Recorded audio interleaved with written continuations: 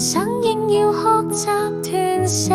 離，扎席裏受接靈氣，明知格物由家居佈置做起，不惹塵埃，清簡作息，潛移默化感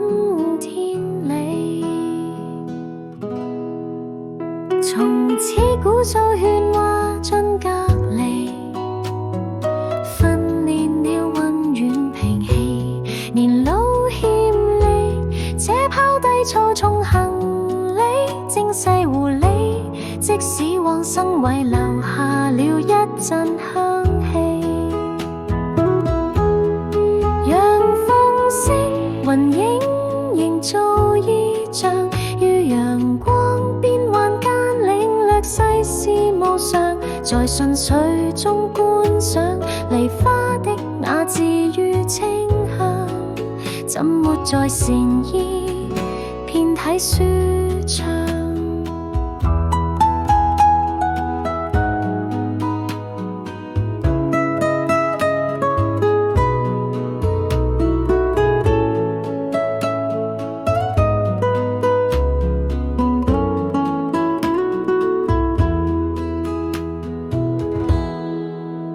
隨身直存雜物待整理，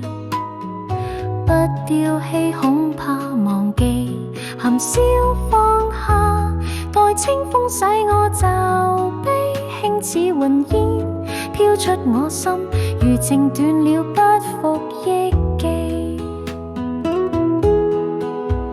人生應要學習斷捨離，扎席裏受接靈氣，明知格物由家居佈置做起，不惹塵埃，清簡作息，潛移默化感天理。讓風聲雲影